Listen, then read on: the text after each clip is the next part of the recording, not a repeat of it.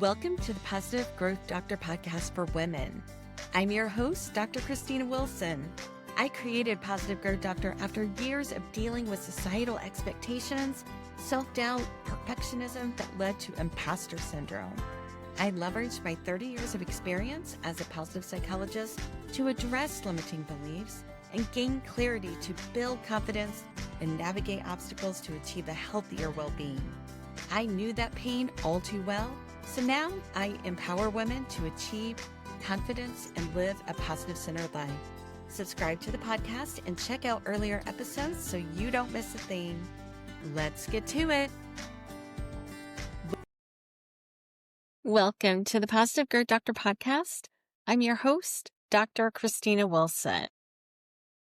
As we finish off 2025, it's time to pause and to consider what 2026 might look like or what we want for the new year. But first, let's think about what we've learned from 2025 and what we might need in 2026 for it to be successful. Now, looking back at 2025, what's brought you the most joy? What brought you the most joy this year? I think it's good to start with something positive like that, right? And we often approach the new year in such a way that, we're excited and where you think, oh, this is going to be the best year yet. Or this is going to be so different this time. But every year brings its share of joys and hardships. So we're never going to have a perfect year, right? And we're often so busy and so distracted that we end up bumping along at times, throughout the year, sometimes aimlessly when we get super busy and it gets really chaotic. And that's not what God intended for us. He didn't. And none of us say, oh, I just want to fly by the seat of my pants this year and what will be, will be. I think most people don't do that, but there might be a couple people who do approach things that way. But most people, especially successful people that get things done, they don't do that. And just thinking about it makes me a little itchy, actually. But in this episode, we'll embark on a transformative journey of reflection, self-reflection, and spiritual growth, and guide you through assessing your past year, setting intentions for the new year, and exploring Colossians 3:2, because that will help you overcome biases and elevate your mindset. So join us for an insightful discussion and practical challenges to inspire your personal development and for who God meant you to be. So find the full transcript for this episode on your favorite podcast app. Share the podcast with other women to help them grow on their journey as well. We lift one another up, right? And don't just stop there. Extend your reach to even more women by leaving an Apple podcast review. I appreciate you. All right, so let's start with reflecting on our year and that path to personal growth.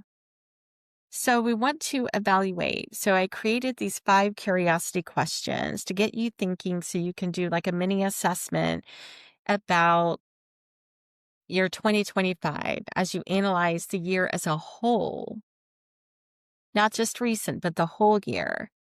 And feel free to write these down, or you can go back to the transcript for the episode also and see it there. So number 1 is, what were your top moments this year? Personally or professionally, what was worth remembering? Okay, your top moments for 2025. The second is, what is the one accomplishment that you're most proud of this year? Your number one accomplishment. And number three is, what was the single or the most significant hurdle that you faced this year, and how did you overcome it? Okay, biggest hurdle and how you overcame it. Number four, what activities or people gave you the most energy this year? Now, there's a second part to that. What activities or people drained you the most? So, who or what gave you the most energy or drained your energy? And number five, what was the single biggest lesson that you learned from a mistake or a perceived failure in 2025? Your biggest lesson. All right. So that's the first part. That's where you kind of evaluate your year as a whole. And then the second part to that is another 5 questions. And that's really just summarizing your 2025 based on the lessons and the insights. So remember that you can't grow if you lack awareness. Okay. Awareness is necessary for growth and change. So now that, or when you pull it together, all of this information, the highlights and the lowlights of your year, it's time to summarize and reflect further before considering the possible shifts that you're going to make in 2026. So there's 5. The first is, if you had to sum up 2025 in just one word or phrase, what would it be? Okay, sum up 2025 in one word or phrase. Number 2, what was the overarching theme or name of your year? So it might be 2025, the year of growth, or the year of rest, the year of loss, the year of chaos, whatever it may be, and write that down. Number 3, what is something significant that you changed your mind about this year? Something significant that you changed your mind about in 2025.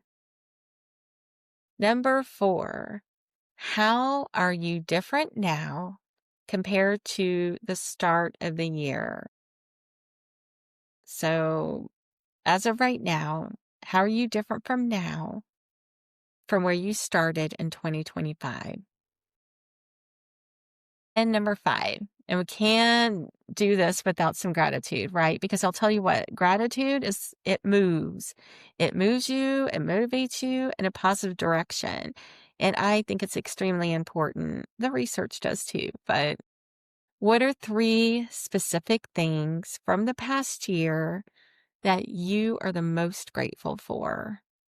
Okay, 3 things from the past year you're most grateful for. All right. Now let's shift and explore Colossians 3:2 for overcoming biases, because it reminds us to set our mind on joy as we move forward, because that is so powerful. So setting our mind on joy as we move forward. And it's easy to veer off our path, right? We all do that from time to time because we're human beings and the world gets a hold of us. And it's important that we catch ourselves when those things happen, so we can get back on track. But setting your mind with joy, that is important, because that is going to keep you from veering off the path. And if you do, for not for long, because you'll focus back on what's important. God wants us to set our eyes on Him. And this reminds us to focus our thoughts and our desires on the heavenly things rather than, and hear me when I say this, okay? Rather than the temporary things, the earthly things, right? The things of this world. reflecting on one's new life in Christ. And there is it's very different. There's a big difference between what God wants for us and what the world wants for us or what the world teaches us. Very different. I think sometimes too people think, well, you know, the Bible was so back then, it's so old and, things are different now. No, no, no, no. God is the same today as he was yesterday, and he will be tomorrow. He doesn't change. We change. Our society changes, but that's the world, right? And that's why, we focus on him versus the world. And it's very simple, but we make it so complicated. Part of that is because we worry about everyone else and what they think instead of, focusing on him. I mean, it happens. Again, this is all of us, including myself, and we're all human beings. So I thought it would be good to give you some biblical truths that counteract the lies that trip us up. And the lies come from the world, right? Satan's the father of lies. So as you reflect on 2025, keep these things in mind. People often fall into several traps, psychological or mind traps. It skews how they view the world, their perspective, and it causes a lot of overwhelm and frustration. So here are some of those things. And one is, and this is as you are reviewing and pulling all the information together, think about the recency bias. And that's overweighting events from the past few weeks or maybe a few months rather than the whole year, because we're looking at the whole year. That's important. Like all of it is important. And so you might consider reviewing your calendar for the past year because that is pretty revealing for one, but also you're going to remember things that maybe you hadn't thought about in a while. Oh, this was important. This was a great thing for me. Another thing, and I do this, is looking at my phone. It will go back for the entire year so I can look at the photos. If it's hard to really think about, especially if you're going through a time right now that's really hard, thinking about those things that are positive might not creep up in your mind as easily. So if you go back and you look at your phone, because we usually take pictures more often than not of the things that are joyful rather than the hard things. So you're going to be able to catch all those things that way. I like to do that from time to time too. It's kind of fun over the years. On this day, over the years, the phone's really cool for all that stuff, right? Okay. So the second is perfectionism. And I'll tell you, perfectionism has really gotten a hold of me at times in my life, and it's been so hard. It's made things brutal. And I've worked so hard on this. And this is why I talk about this a lot, because I know that it's pretty common, that inner critic that we have. Just being overly critical of yourself and setting unrealistic standards or expectations for what is successful, or what your year should look like. And there was something, I thought this was interesting, achievement amnesia, that, we forget even those small wins because we are so focused on perfectionism, right? So be mindful of that. And the biblical truth that I have for that I found was 2 Corinthians 12:9. My grace is sufficient for you. For my power is made perfect in weakness. Think about that. He is enough. He is. Okay. Now I talk about stinking thinking a lot, and those cognitive distortions, as we call them as psychologists, one of them is emotional reasoning. So we mistake our current feelings where we're at right now for the absolute truth. So if you're feeling like a failure today, or you're feeling just some really negative emotions, that doesn't mean that your whole year was a failure. That just means that you're going through a season right now. And seasons, could be very brief, even certain things. So it doesn't, that's not what your whole year looks like, right? Now, another one, and I do talk about this one a lot too, is the comparison trap and judging your worth based on what you're feeling inside, those internal struggles of self doubt, those thoughts that you have, and compare it to the perfectly curated social media of others, their outsides, what they want you to see, which may not be real whatsoever or very little, right? So that is a big one right there. And the biblical truth for that is Romans 12:2. Don't be conformed by the world, but be transformed by the renewing of your mind. Now, the next couple here are going to be um, some biases that we have that actually, or some things that we do in the process of planning and stuff that it's going to cause problems for us. So mixing the reflection with the planning is one of those. And, you know, okay, experts often say that you need to separate the two of those to make sure you actually process 2025, right? Before you rush into 2026 and those goals, because then that's going to be problematic for your success. And rushing the process. And we like to rush things, here in 2026, our society. So everything's a checkbox, right? Or let's just do this in 5 or 10 minutes. When a meaningful review really requires more time, like a good solid hour that isn't interrupted. So if you look at that and you do that, those first 5 questions one day, and then let it marinate, and then follow through with the second 5 questions where you're pulling it all together the next day. And that gives you kind of a fresh, view of it all too. Another really big mistake is ignoring the non-professional growth.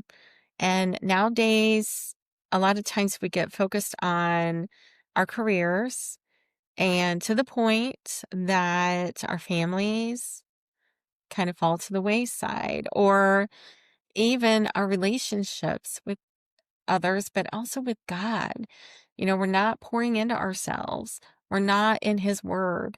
And things are different. You know how it feels when you are, right? When you are in His Word and focused on Him, because then everything else falls into place and everything goes much more smoothly. So, ignoring those things, like if you're so focused on financial metrics in your career, but you're neglecting your health, your relationships, your personal growth, those shifts in your walk with God, then, that's a problem. Gotta look at everything. So the last is to lack actionable steps or follow up. Sometimes we create this little document or little mind map or whatever it may be, and we post it on the wall and we're like, oh, look at that. This is going to be a great year. And then that's all. We might look at it from time to time, or we may forget about it. So, you don't want to fail to bridge that gap between the reflection and the future action. So even put it on your calendar and kind of remind yourself as well. So identify those lessons and apply those lessons, reflection, um, and then application. So important. Okay. So the biblical truth to that is that it comes from Matthew 11:28-30. So come to me, all who are weary and burdened, and I will give you rest. Yes, I will give you rest. Yeah. And when you're in step with him, you are partnering with him, allowing him to guide you, things just are different and it goes so much more smoothly. So, where do we go from here? And, how do you create those action steps so that you can grow in 2026? So, turning those challenges into growth opportunities from the previous year, but also as they occur in 2026, that's important. And that requires this proactive shift, okay, from reacting to situations and being able to think about it objectively so it can be used for growth. Transformation is about cognitive reframing, resiliency, targeted action. That's what goes into transformation. So, the first, I'm just going to give you a few really important ones. Reframe your perspective. I love Carol Dweck's work. She's done tons of research on growth mindset and the power of yet. And so one might adopt a growth mindset by shifting their internal language or what they're telling themselves. And sometimes you might be saying, I can't do this, or I'm not enough. But you can shift that to, I can't do this now, but I will, right? I'm gaining the tools. I'm learning. That is the power of yet. Okay. So it removes, also you can ask yourself, when things are hard and there's a problem that's occurring, ask yourself, what am I supposed to learn here? What is this trying to teach me? Okay. That is the key right there. You might even write that on a sticky note and stick it somewhere where you're going to see it all the time. Okay, this is hard, but what is it trying to teach me? And this removes that emotional bias. Okay, it uncovers that silver lining when you're in the midst of something big that you got to move forward from, hurdle. And the next is to take targeted action. I saw this 48-hour rule, and you can use this. It's like allowing yourself 48 hours at tops to process big emotions, disappointments, things that happen. But once that time is up, then, you're like, okay, now I'm becoming solution focused. I'm going to analyze this objectively and focus on solutions. And remember that God doesn't want you to get hung up on things. He doesn't want you to hang onto things for dear life. He wants you to move forward, and he'll do that with you. If you invite him in, he's going to do it with you. You're not going to have to do it alone. Okay? So isolate it and solve it. Allow yourself that time, but not too long. When you look at the root causes of a problem, and not just the symptoms of the problem, that helps. Break it down from something large into smaller steps that are much more manageable, to build the momentum and your confidence. And way to do that is SMART goals. And you may have heard of SMART goals before, but I really like the SMART goals. Instead of just focusing on the performance of the goal, set learning goals. So they're going to target specific skills that you're going to need to overcome a challenge.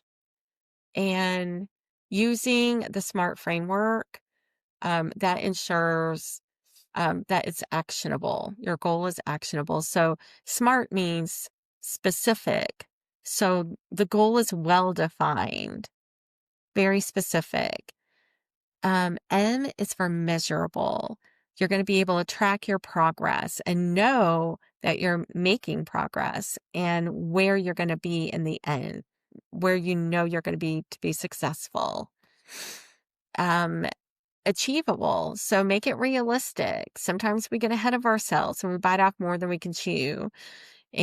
Or it wasn't something we could realistically accomplish within a set amount of time. We needed to break it down, right? So relevant. Does it align with your values? Is it something, you know what? Here's the thing. I always ask myself, does this bring me closer to God? If it doesn't, then it's not for me, you know? Is it something that he wants me to achieve? Would it bring glory to him? Okay. Time bound. That's the T, in SMART, and that's setting your deadline. So I would be able to do this within this amount of time. Right. And the last thing is to build long-term resilience. So maintain a journal along the way. Keep notes, about setbacks, things, some lessons that you learn from those setbacks, because that's going to help you grow over time, right? And it's a great resource for the future problem solving that you're going to need, because there's always something to solve, right? That's life. Um, and also you could do strength-based reflection. Sometimes it's hard. That's something else that I do with people, with women, is to help them identify their strengths, because strengths are what's going to get you through the challenges. Okay. That's a skill set. That's something innate that you're born with, that you can grow, that is going to help you overcome life's stuff. And it's, the thing that helped you survive. Um, so focusing on these is going to lead to faster personal growth, um, rather than just focusing on the weaknesses. Um, Also, establish a safety net, or surround yourself with mentors, growth-minded individuals, women of faith that can provide you with objective feedback, that are willing to tell you the truth, lovingly, and in the spirit of God and what he wants for us, and encourage you through the difficult transitions in life. Um, Remember, we were not promised a smooth path in life, that would be free of challenges, and we're going to have seasons. But when we invite God on our journey as your ultimate advisor and invest in faith and relationship with him, it changes everything. Everything. It makes it so much more bearable. And that includes, inviting other women of faith around you and spending time with them and learning from one another. He didn't mean for us to be by ourselves on this wall in life. He didn't. And invite him in. All right. So let's meet up again next week for another episode. I appreciate you, and go and be blessed. Thanks for listening to the Positive Growth Doctor podcast. Be sure to leave a review and tell other women about the podcast. Let's support each other. Find the full transcript for this episode on your favorite podcast app, and learn more at thepositivegrowthdoctor.com. And be assured, you are not alone on your journey.